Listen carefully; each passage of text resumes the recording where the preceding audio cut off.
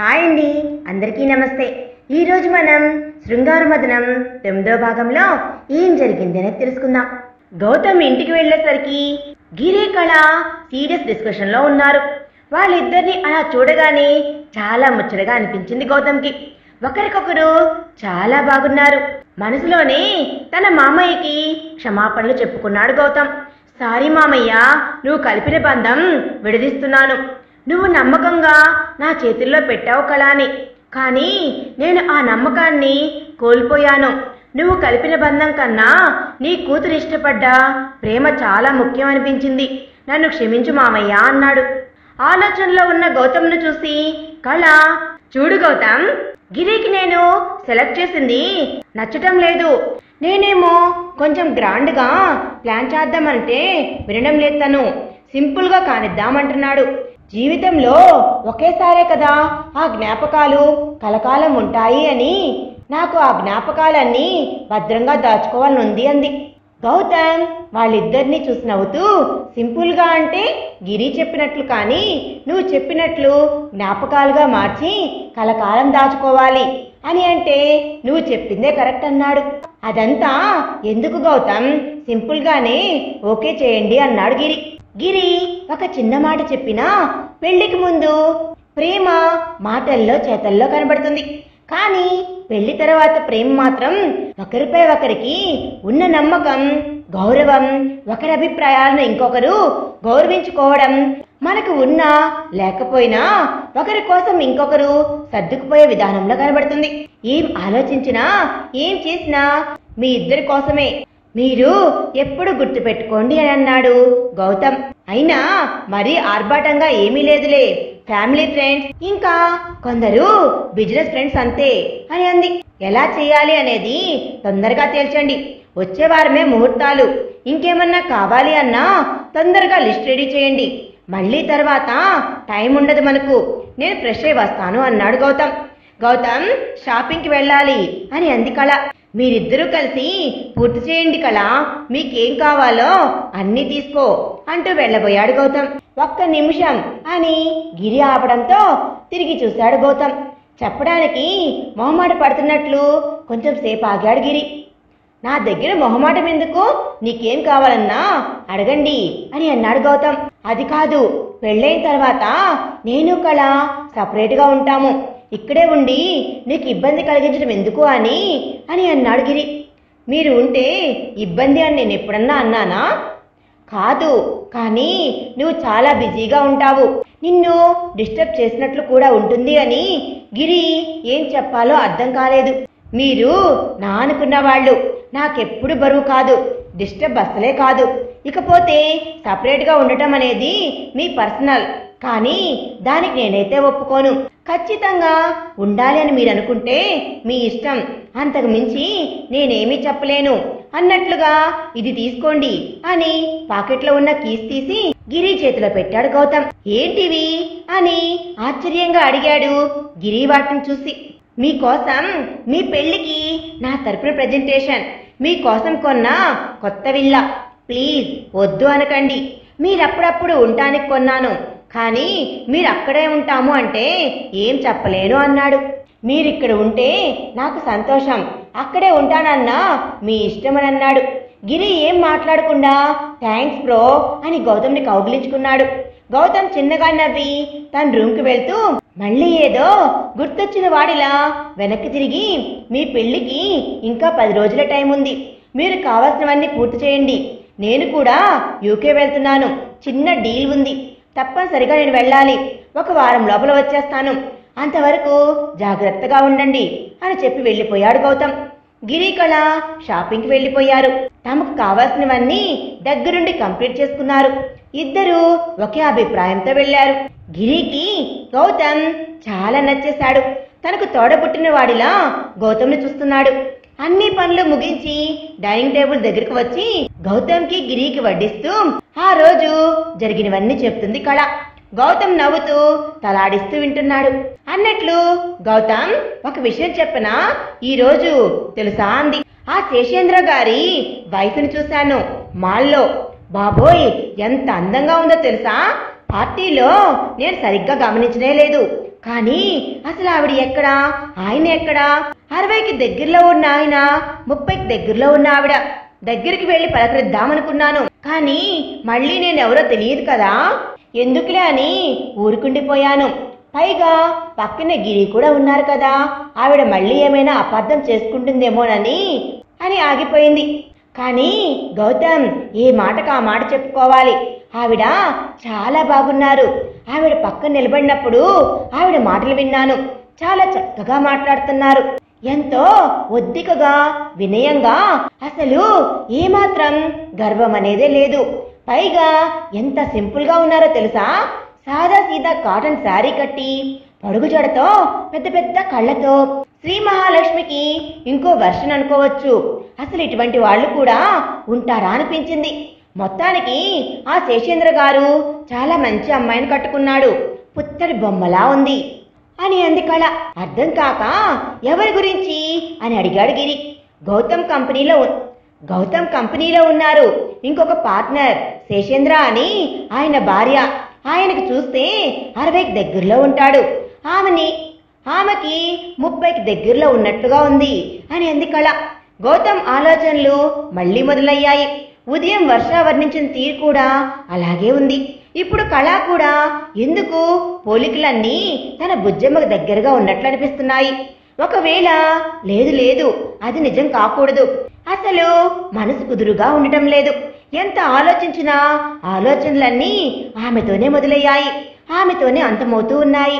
ఒకవేళ రాధిక గారు శేషేంద్ర గారిని లేదు ఆ క్షణంలో తనకప్పటికప్పుడు శేషేంద్ర ఇంటికి వెళ్ళి ఆమెను చూడాలి అని ఎంత బలంగా అనిపించిందో. అయినా తనను తాను కంట్రోల్లో ఉంచుకొని తనను తాను సమాధానం పరుచుకున్నాడు. లోకంలో చాలా మందికి బుజ్జిమ పోలికలుంటాయి, అందరినీ తనతో పోల్చుకోవడం తప్పు అని అనుకున్నాడు గౌతమ్. కానీ తన బుజ్జమ్మలాగా ఇంకెవరూ లేరే ఈ ప్రపంచంలో, ఆ పోలికలన్నీ రాధీవే అని మనసు చెబుతూ ఉంది. ఒకవైపు అవును అని, ఇంకోవైపు కాదు అని. ఆలోచనలతో ఇక తిండి కూడా సహించక వాళ్ళిద్దరినీ చూస్తూ జాగ్రత్తగా ఉండండి, నేను రేపు మార్నింగ్ బయలుదేరి వెళ్తున్నాను, ఇంకో వారంలో వచ్చేస్తాను, ఆల్మోస్ట్ అన్నీ బుక్ చేశాను, మీ మ్యారేజ్ కోసం కన్వెన్షన్ హాల్ పురోహితులతో మాట్లాడాను, అన్ని వర్క్స్ ఆల్మోస్ట్ కంప్లీట్ అయ్యాయి, ఇంకేమన్నా మిగిలి ఉంటే వచ్చి చూసుకుంటాను, ఈ లోపల మీకేమైనా బ్యాలెన్స్ ఉంటే మీరు కంప్లీట్ చేసేయండి అన్నాడు. ఇద్దరూ ఒకేసారి సరే అని తలాడించారు. గుడ్ నైట్ అని చెప్పి వెళ్ళిపోయాడు గౌతమ్. రాత్రంతా మనసంతా రాధి ఆలోచనలే. తాను అనుకున్నది నిజం కాకూడదు అని అందరి దేవుళ్ళకు కోరుకుంటూ ఉన్నాడు. ఎందుకంటే ఆ శేషేంద్ర ఎలాంటి వాడో తనకి బాగా తెలుసు. అటువంటి వాడి చేతిలో తన బుజ్జమ్మ అస్సలు ఊహించుకోలేకపోతున్నాడు. తన రాధి ఎక్కడ ఉన్నా క్షేమంగా ఉండాలని కోరుకుంటూ అలసిపోయిన కన్నులకు విశ్రాంతి ఇస్తూ పడుకున్నాడు. చెప్పినట్లుగానే గౌతమ్ ఆ మరుసటి రోజు ఉదయాన్నే యూకేకి వెళ్ళిపోయాడు. అప్పటికే గౌతమ్ వెళ్ళి 6 రోజులైపోతుంది. గౌతమ్ ఉండే ఏరియా సిఐ గౌతమ్ కోసం చాలా తీవ్రంగా ప్రయత్నిస్తున్నాడు. ఎంతసేపైనా ఫోన్ కలవడం లేదు. గౌతమ్ ఇంట్లో మొత్తం సెర్చ్ చేస్తున్నారు. వర్షావేణు ప్రేక్షకుల్లా నిలబడి వాళ్ల ముందు జరిగేది చూస్తూ ఉన్నారు. వాళ్ళు అడుగుదామనుకున్నా వాళ్ళకి ఏమాత్రం ఛాన్స్ ఇవ్వక కట్టడి చేసి పెట్టేశారు. గౌతమ్ యూకే వెళ్ళినప్పటి నుంచి చాలా బిజీ అయిపోయాడు. పనులన్నీ చాలా ఫాస్ట్గా కంప్లీట్ చేసుకొని అనుకున్న టైం కల్లా ముందే ఉండాలి అనుకున్నాడు. దానికోసం అన్ని ప్లాన్లు చేశాడు. అంతేకాదు రిటర్న్ వచ్చేటప్పుడు యూకే నుండి చాలా సర్ప్రైజ్ ప్రెజెంటేషన్ కళాగిరి కోసం తీసుకురావాలి అని కూడా ప్లాన్ చేస్తున్నాడు. అందుకే వర్క్ అనుకున్న టైం కన్నా 2 రోజులు ముందే కంప్లీట్ చేసి మిగతా 2 రోజులు వాళ్ళ కోసం మొత్తం తిరిగి షాపింగ్ చేశాడు. అన్నీ కంప్లీట్ చేసి ఒకసారి తాను తీసుకున్నవి కూడా చూసి సంతృప్తితో వాటిని కొరియర్ చేసి రిటర్న్ అయ్యాడు. ఫ్లైట్ ఎక్కే ముందు ఒకసారి ఇంటికి కాల్ చేద్దామనుకున్నాడు. ఇన్ని రోజులు పనిలో పడి ఒక్కసారి కూడా కళాగిరికి ఫోన్ చేయనేలేదు. ఇంతకు ముందు కూడా ఇలా తాను ఎప్పుడైనా ఫారెన్కి వచ్చినప్పుడు రోజుకు 3-4 సార్లు కళాకు ఫోన్ చేసి ఆమె యోగక్షేమాలు తెలుసుకునేవాడు.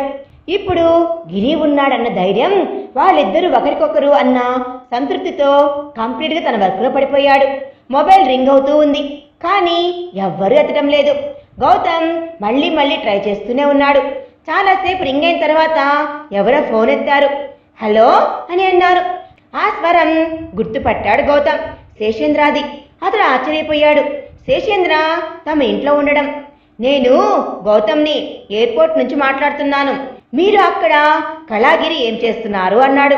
గౌతమ్, సాధ్యమైనంత తొందరగా ఇక్కడికి రావడానికి ట్రై చేయి, నీకోసం అని అందరం చూస్తున్నాము అన్నాడు. అందరం అంటే గౌతమ్కి భయం వేసింది. ఏం జరిగింది, ఏమైంది, అందరూ సేఫ్గా ఉన్నారు కదా, ఎవరికి ఏం కాలేదు కదా అన్నాడు. శేషేంద్ర తటపటాయించి వస్తావుగా, తొందరగా వచ్చే గౌతమ్ అన్నాడు. ఏం జరిగింది అని గౌతమ్ రెట్టించాడు. తొందరగా రా అన్నాడు. శేషేంద్ర గారు, అసలు ఏం జరిగింది అది చెప్పండి ముందు అన్నాడు. క్షణం నిశ్శబ్దం. గౌతమ్, ఐఆమ్ సారీ, నిన్న రాత్రి కళానిగిరిని ఎవరో దారుణంగా అటాక్ చేశారు. అది కూడా మీ ఇంట్లోనే. ఇప్పుడు పోలీసులు కూడా ఇక్కడే ఉన్నారు.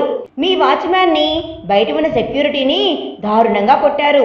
వాళ్ళందరూ స్పృహ లేని పరిస్థితుల్లో సీరియస్ కండిషన్లో హాస్పిటల్లో ఉన్నారు. చివరి నిమిషంలో మీ వాచ్మెన్ పోలీసులకు ఇన్ఫార్మ్ చేశాడు. అతను చెప్పడం వల్ల పోలీసులు కరెక్ట్ టైంకి వచ్చి కళానిగిరిని సేవ్ చేయగలిగారు. అయినా కండిషన్ సీరియస్గానే ఉంది, చెప్పలేము అంటున్నారు. ఎంత తొందరగా వీలైతే అంత తొందరగా రావడానికి ప్రయత్నించు అన్నాడు. వింటున్న గౌతమ్కి ఏం చేయాలో అర్థం కావడం లేదు. కళ్ళ కింద నేల కదిలిపోతున్నట్లుగా ఉంది. ఇప్పటికిప్పుడు రెక్కలు కట్టుకొని వాలి తన వాళ్ళని చూసుకోవాలని ఉంది. కలలో కూడా ఊహించని విషయాన్ని హఠాత్తుగా వింటే ఆ వార్త ఇచ్చే ఆనందం గాని విషాదం గాని వెంటనే అవగాహనకు రాదు. మనసు తాత్కాలికంగా మూసుకుపోయి అదో రకమైన నిశ్శబ్దం అవతరిస్తుంది. అతని పరిస్థితి అలాగే ఉంది. శేషేంద్ర చెప్తుంది ముందు అర్థం కాలేదు గౌతమ్కి. చాలాసేపు అలాగే ఉండిపోయాడు. అవతల నుంచి శేషేంద్ర హలో హలో అని అంటున్నాడు. చివరికి ఎలాగైతే నేను సత్తు కూడబెట్టుకొని హీనమైన స్వరంతో హలో అని అన్నాడు. వెంటనే వస్తున్నావుగా అని అన్నాడు శేషేంద్ర. వస్తున్నాను అని సెల్ చేతుల నుండి జారిపోయి కుర్చీలో అలాగే కూలబడిపోయాడు. ఎంతో ఆనందంగా గడుస్తున్న జీవితం వచ్చే 10 రోజుల్లో ఇంకా అపురూపం గిరి కళల పెళ్లితో ఒక ఆహ్లాదకరమైన అనుభవంగా జ్ఞాపకంగా మిగిలిపోతుందనుకున్నాను. ఈ టైంలో ఇలా మలుపు తిరగడంతో అతడికి తన బ్రతుకు మీదే అయిష్టత పుట్టింది. ఇలా ఎందుకు జరిగింది, ఇలా ఎందుకు జరిగింది అని మాటి మాటికి అనుకుంటున్నాడు. తాను ఎవరికి ఎప్పుడు ఏ చెడు చేయలేదు. బిజినెస్ లో కూడా శత్రువులే లేరు, పోటీదారులు తప్ప. ఏం జరిగింది? ఫ్లైట్ అనౌన్స్మెంట్ వినపడటంతో బలవంతంగా కాళ్ళను నడిపించాడు. ప్రతి క్షణం భయంకరంగా, భయానకంగా, అసహనంగా, కష్టంగా, కాలం ఎంత దారుణంగా గడవడం ఇదే మొదటిసారి అనిపించింది గౌతమ్కి. క్షణమొక యుగంలా అనిపిస్తుంది. ఎవరికి ఏమీ కాకూడదు అని తనకు తెలిసిన ప్రతి దేవుణ్ణి తలుచుకుంటున్నాడు. వెంటనే వేణువర్షకు ఫోన్ చేద్దామనుకున్నాడు. కానీ వాళ్ళ ఫోన్లు కూడా కలవడం లేదు. ఫ్లైట్ ఇండియాలో ల్యాండ్ అయిన వెంటనే పరుగులాంటి నడకతో బయటికి వచ్చాడు గౌతమ్. చుట్టుపక్కల ఏం జరుగుతుందని గమనించే పరిస్థితుల్లో కూడా లేడు. తను ల్యాండ్ అవ్వగానే తన కోసం కార్ రెడీగా ఉంటుంది అని శేషేంద్ర చెప్పారు. బయటకు వచ్చి చుట్టూ చూస్తున్నాడు డ్రైవర్ కోసం. తన పక్కన ఎవరున్నారు, ఏం చేస్తున్నారు అని తెలుస్తున్న స్థితిలో కూడా లేడు. దూరంగా డ్రైవర్ ఉండడం వేగంగా నడవబోయాడు. ఇంతలో మెడ దగ్గర ఏదో గుచ్చుకున్నట్లుగా నొప్పిగా అనిపించింది. జనరల్ గా చిన్న చిన్న నొప్పులన్నీ గౌతమ్ పట్టించుకోడు, కానీ చాలా పదునైనది మెడ దగ్గర దిగడం వల్ల ఎక్కువ నొప్పిగా అనిపించింది. దానితో అతను తన లోకం నుండి ఈ లోకంలోకి వచ్చేటట్లు చేసింది. ఏంటి అని మెడ దగ్గర చేయి పెట్టి చూశాడు. ఏదో నీడిల్లాంటిది తగిలింది అతనికి. పక్కన ఎవరో నిలబడి ఉన్నారు. ఏమైందోనని తల ఎత్తి చూసేసరికి తల మీద బలమైన వస్తువుతో కొట్టినట్లుగా అనిపించింది. దాదాపు 14 గంటల నుంచి జరిగిన దాని గురించి ఆలోచించడం వల్ల, తిండి నీళ్లు లేక ఉన్న నిస్సత్తు వల్ల వాళ్ళు కొట్టిన దెబ్బలకి స్పృహ తప్పి పడిపోయాడు గౌతమ్. లేకపోతే తనకున్న ఫిజిక్కి ఒక్క చేత్తో 10 మందిని ఈజీగా సమాధానం చెప్పేవాడు. కారు వచ్చి గౌతమ్ ఇంటి ముందు ఆగగానే అందరూ బయటకు వచ్చారు. అయితే ఖాళీ కారులోంచి డ్రైవర్ దిగాడు. గౌతమ్ ఎక్కడా అని అడిగాడు శేషేంద్ర ఆతృతగా. విమానం వచ్చినా అందులో ఆయన రాలేదు సార్ అని అన్నాడు డ్రైవర్. సిఐ శేషేంద్ర ఇద్దరు మొహమొహాలు చూసుకున్నారు. రాకపోవడం ఏంటి? నేను ఎయిర్పోర్ట్ నుంచి గౌతమ్తో మాట్లాడాను, తను మాతో మాట్లాడాడు అని అన్నాడు శేషేంద్ర ఆశ్చర్యంగా. డ్రైవర్ కన్ఫ్యూజ్ అయ్యి నేను కనుక్కున్నాను సార్, అసలు ఆయన లేరు అని అన్నాడు. శేషేంద్ర తిరిగి ఎయిర్పోర్ట్కి కాల్ చేశాడు. డ్రైవర్ చెప్పిన మాట నిజమే అని తేలింది. గౌతమ్ ఇండియాకు వచ్చాడు. అయితే ఎయిర్పోర్ట్ నుండి ఎక్కడికి వెళ్ళిపోయాడు? సిఐ శేషేంద్ర వైపు చూస్తూ అతడు ఏ ఎయిర్పోర్ట్ నుంచి చేశాడు? ఇక్కడి నుంచా ముంబై నుంచా అని అడిగాడు సిఐ. అది చెప్పలేదు. వెంటనే వస్తున్నావుగా అని అంటే వస్తున్నాడు అని అన్నాడు, అంతే అన్నాడు. సిఐ ఆలోచనగా అతడు మనకు ఫోన్ చేసి 14 గంటలయ్యింది, మరి ఇతను ఎక్కడి నుంచి ఫోన్ చేసి ఉంటాడు అని అన్నాడు. ఎవ్వరూ మాట్లాడలేదు. చాలా ఇబ్బందికరమైన నిశ్శబ్దం అక్కడ అలుముకుంది. సిఐకి కూడా ఏదో జరుగుతుంది అనిపిస్తుంది. బయట వీళ్ళందరూ డిస్కషన్లో ఉండటం చూసి వర్ష ఏమాత్రం ఆలస్యం చేయకుండా పక్కన ఉన్న పని వాళ్ల ఫోన్లు తీసుకొని రాధికకు మెసేజ్ చేసింది. క్లుప్తంగా కళాగిరి ఉన్న హాస్పిటల్ అడ్రస్ కూడా పెట్టింది. విషయం తెలుసుకున్న రాధి ఆలోచన అంతా గౌతమ్ నిండిపోయాడు. భగవంతుడా, ఇప్పుడు వాడి పరిస్థితి ఏంటి? స్వామి, ఏం జరిగినా తట్టుకునే ధైర్యం ఇవ్వు తనకి. ఆలోచించే సమయం లేదు, ఏదో జరుగుతుంది అని అనిపిస్తుంది. ఏమిటి అనేది తెలుసుకునే సమయం కూడా లేదు. ఏం చేయాలి? గడిచే ప్రతి నిమిషం ముగ్గురి ప్రాణాలకు ప్రమాదం. స్వామి, ప్లీజ్ ప్లీజ్ నా కన్నయ్యను కాపాడు. వాడి చుట్టూ ఏదో జరుగుతుంది, ప్లీజ్ వాడికి ఏం కాకుండా చూడు అని అనుకుంటూ ఇంకొక నిమిషం కూడా ఆలస్యం చేయకుండా వర్ష మెసేజ్ పెట్టిన హాస్పిటల్ పేరు చూసుకొని వెంటనే హాస్పిటల్కి బయలుదేరుతుంది. గౌతమ్ రాలేదని తెలుసుకున్న సిఐ లోపలికి నడిచాడు. ఇంకా ఫోటోలు తీస్తూనే ఉన్నారు. కానిస్టేబుల్ అతని దగ్గరికి వచ్చి ప్రూఫ్స్ అన్ని కలెక్ట్ చేసేసాం సార్, ల్యాబ్కి పంపించమంటారా అన్నాడు. కానివ్వండి అని అన్నాడు సిఐ. ఇంతలో శేషేంద్ర దగ్గరికి వచ్చి నేను ఒకసారి వెళ్ళి చూడనా ఎయిర్పోర్ట్కి అని అడిగాడు. వెళ్ళినా పెద్దగా ప్రయోజనం ఏమి ఉండదు, అయినా మీ సాటిస్ఫాక్షన్ కోసం వెళ్దామా అని అనుకుంటే వెళ్ళండి అని చెప్పి ఇంట్లో ఉన్న మిగతా వాళ్లతో మాట్లాడటంలో బిజీ అయిపోయాడు. ఇంట్లో పనిచేసే వారితో మాట్లాడటానికి సిఐకి టైం దొరికింది. అమ్మగారిని ఆకాశారు ఎవరు చూశారు అని అడిగారు. పని మనిషి పొద్దున్న బెడ్రూమ్ తలుపు తడితే లోపల తీయలేదు అమ్మగారు, ఇంకా నిద్రపోతున్నారేమో అనుకుని వెళ్ళిపోయింది. మళ్ళీ ఇంకేం జరిగింది అన్నాడు. వెళ్ళి గిరిగారి గది తలుపు కూడా తట్టాము, ఆయన కూడా తీయలేదు. భయం వేసి పోలీసులకు కాల్ చేశాము. ఆఖరిసారి ఎవరు మాట్లాడారు అని అన్నాడు. వాచ్మెన్ మొత్తం చెక్ చేసి అమ్మగారికి చెప్పి వెళ్ళిపోయాడు అని ఇంకొకరు చెప్పారు. సిఐ వచ్చిన అధికారాన్ని చేతిలోకి తీసుకొని తాగుడుతో మెదడుని కప్పెట్టినవాడు కాదు, చురుగ్గా పనిచేసే యువకుడు. అక్కడున్న పని వాళ్లతో మాట్లాడాక అతడు ఒక అంచనాకి వచ్చాడు. ఖచ్చితంగా ఇంట్లో వాళ్ళు చేయలేదు, బయట నుండి వచ్చారు. ఇంట్లో ఉన్న ఏ ఒక్క విలువైన వస్తువన్నా పోలేదు, నగలు అన్ని అలాగే ఉన్నాయి. ఖచ్చితంగా గిరి కళ కోసమే వచ్చారు. వీళ్లపై అటాక్ చేయడం వల్ల ఎవరికి లాభం? అతనికి గౌతమ్ డైవర్స్ గురించి తెలిసింది. అలాగే తన ప్రాపర్టీను కళాకి రాసిన పేపర్స్ కూడా దొరికాయి. ఎంత ఆలోచించినా అన్ని దారులు గౌతమ్ దగ్గరికి వచ్చి ఆగిపోతూ ఉన్నాయి. ఎక్కడో ఏదో లింక్ మిస్ అయినట్లుగా అనిపిస్తుంది. ఎక్కడా అనేది అర్థం కావడం లేదు. మళ్ళీ ఇంకోసారి ఇంటి మొత్తాన్ని పరీక్షగా చూసి ఏదైనా ఆధారాలు దొరుకుతాయేమో అని చెక్ చేసి బయటకు వస్తూ ఉండగా అతనికి కాల్ వచ్చింది. అటెండ్ చేసిన అతను హుటాహుటిగా బయటకు పరిగెత్తి తన వెహికల్ తీశాడు. హాస్పిటల్కి వచ్చిన రాధి దానిని చూసి ఆశ్చర్యపోయింది. అది తమదే, తమ చారిటీ కింద నడిపేది. ఆ హాస్పిటల్లో ఏ మూల ఏది ఎక్కడుందో తనకి బాగా తెలుసు. ఎందుకంటే అమ్మ పేరు మీద అమ్మ జ్ఞాపకార్థం కట్టింది. దానికి సంబంధించిన డిజైన్, ఇంటీరియర్ వర్క్ తనే దగ్గరుండి చూసుకుంది. వర్ష మెసేజ్ చేసినప్పుడు తొందరలో సరిగ్గా పేరు గమనించలేదు. తనని ఎవరూ గమనించకుండా లోపలికి వెళ్ళింది. రిసెప్షన్ లో అడిగి గిరికళ ఎక్కడున్నారు అని తెలుసుకొని అటువైపు దారి తీసింది. ఐసీయూ దగ్గర పోలీసులు నిలబడి వచ్చే పోయే వాళ్ళని చెక్ చేస్తూ ఉన్నారు. వాళ్ల ముందు నుండి వెళ్లడం అసాధ్యం. ఈ దారి కాకుండా వేరేది వెతకాలి. తనకు తెలిసిన మరో దారి గుండా వెళ్ళింది. ఐసీయూలో ఎక్కువ పేషెంట్స్ లేరు, ఒక 6-7 మంది ఉన్నారు. వాళ్ళని దాటుకుంటూ ముందుకు వెళ్ళింది. కళాగిరి ఒకే చోట ఉన్నారు. చాలా ఎక్కువగా గాయాలయ్యాయి. కొట్టిన వారు మరీ దారుణంగా కొట్టారు. ఖచ్చితంగా చంపాలి అనే దాడి చేశారు అనిపిస్తుంది. వాళ్ళని చూసుకొని బయటికి వచ్చేటప్పుడు తనకు కావ్య ఎదురైంది. అనుకోకుండా అక్కడ తనని చూసేసరికి రాధీకి ఆశ్చర్యం వేసింది. నువ్వేంటి ఇక్కడ అని రాధి అడిగింది. బాబుకి హెల్త్ బాగలేదు, అందుకే వచ్చాను. నువ్వేం చేస్తున్నావు ఈ టైంలో? శేషేంద్ర గారు బాగానే ఉన్నారు కదా అని అంది.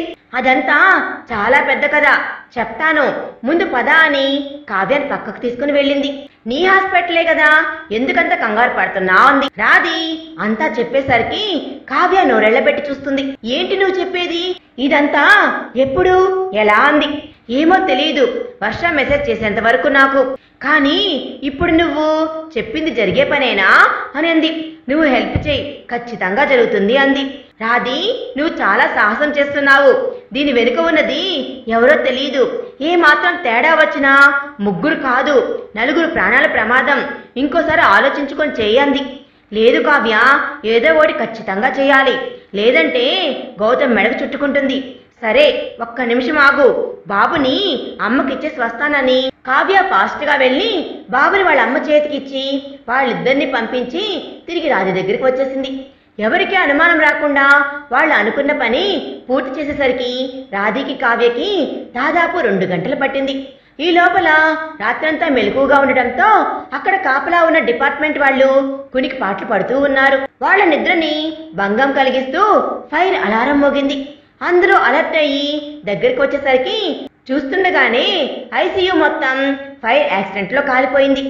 దూరం నుంచి కావ్య రాధిక జరిగేదాన్ని చూస్తూ ఉండిపోయారు. తామేమి చేయలేకపోయాము అనే బాధ కనిపిస్తుంది వారి కళ్ళల్లో. ఇంతలో దూరం నుండి సిఐ పరిగెత్తుకుంటూ రావడం చూసిన కావ్య బలవంతంగా రాధిని అక్కడి నుండి తీసుకుని వెళ్ళిపోయింది. పరిగెత్తుకుంటూ అక్కడికి వచ్చిన సిఐ ఐసీయూ దగ్గరికి వచ్చేసరికి అంతా గందరగోళంగా ఉంది. ఏమైంది అక్కడ ఉన్న వాళ్ళని అడిగాడు. షాక్ సర్క్యూట్ సార్ అని అన్నారు. ఫైర్ ఇంజిన్ వచ్చిందా అన్నారు. అదే పనిలో ఉన్నారు సార్, నష్టమేమైనా జరిగిందా అని అన్నాడు. అందరూ సేఫ్ సార్ కానీ అని అన్నాడు. కానీ అని అన్నాడు. నిన్న రాత్రి అడ్మిట్ చేసిన వాళ్ళు కంప్లీట్గా బర్న్ అయిపోయారు, ఆనవాళ్లు కూడా దొరకలేదు అన్నారు. ఏదైతే జరగకూడదు అని అనుకున్నాడో అదే జరిగిపోయింది. కనీసం వాడు స్పృహలోకి వచ్చాక ఏం జరిగిందో తెలుసుకుందామనుకున్నాడు. ఇప్పుడు అది కూడా లేకుండా పోయింది. అన్నీ చెక్ చేశారా అని అన్నాడు. ఎస్ సార్ అన్నారు. రీజన్ ఏంటి అన్నాడు. నిన్న రాత్రి పడిన వర్షానికి గాలివానికి ఎక్కడో వైర్స్ కట్ అయ్యాయి సార్, అది చూసుకోలేదు అన్నారు. సిఐకి ఏం చేయాలని తెలియక సరే ఫార్మాలిటీస్ అన్నీ కంప్లీట్ చేసుకొని వచ్చేయండి అని చెప్పి వెళ్ళిపోయాడు. దారులు అన్నీ క్లోజ్ అయిపోతున్నాయి.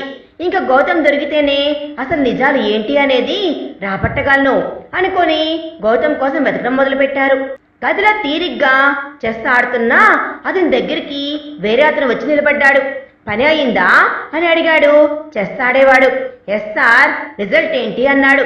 అంతా క్లోజ్, మరి సాక్ష్యాలు అని అన్నారు. అసలు మిగిలినే లేదు, మొత్తం బూడిదా అన్నాడు. గుడ్ అంటూ అక్కడ ఉన్న రాజుకు అన్ని వైపుల నుంచి దిగ్బంధం చేసి చెక్ పెట్టేశాడు. ఇప్పుడు ఎలా తప్పించుకుంటావో నేను చూస్తాను అని అనుకుంటూ. మరి తర్వాత ఏం జరిగింది అనేది మనం నెక్స్ట్ పార్ట్లో తెలుసుకుందాం. ఈ వీడియో కనుక మీకు నచ్చినట్లయితే ప్లీజ్ లైక్ చేయండి. మీ విలువైన అభిప్రాయాన్ని కామెంట్ రూపంలో తప్పకుండా తెలియజేయండి. కొత్త వారు మన ఛానల్ చూస్తున్నట్లయితే సబ్స్క్రైబ్ చేసుకోండి. Thanks for watching.